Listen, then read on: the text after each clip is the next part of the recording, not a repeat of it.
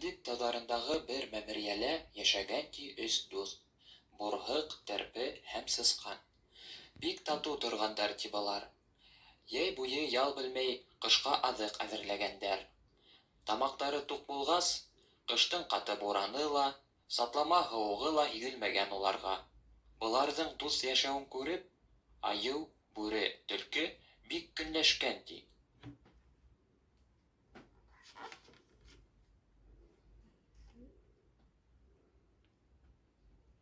В давние-давние времена, в один из дней, они посоветовались между собой и отправились в путь, чтобы отобрать у 3 друзей съестные припасы. Лиса, помахивая своим пушистым хвостом, хитро улыбаясь, предложила, говорят: «Давайте подожжем их дом». На что волк сильно рассердился. «Золотая твоя голова!» — зарычал, говорят, он. «Если поджечь их дом, какое богатство ты хочешь получить?» Лиса, испугавшись, убежала и спряталась в лесу.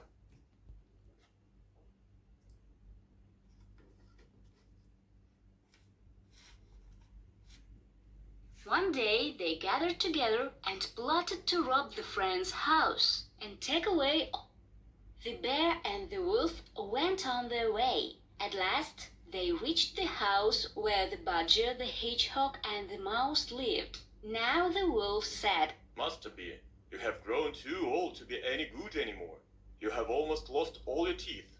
Why go to all that trouble if you can wait outside? I will chew up all the meat, and you will gnaw at the bones." The moment the bear heard it, he roared, "You both only think of your own profit.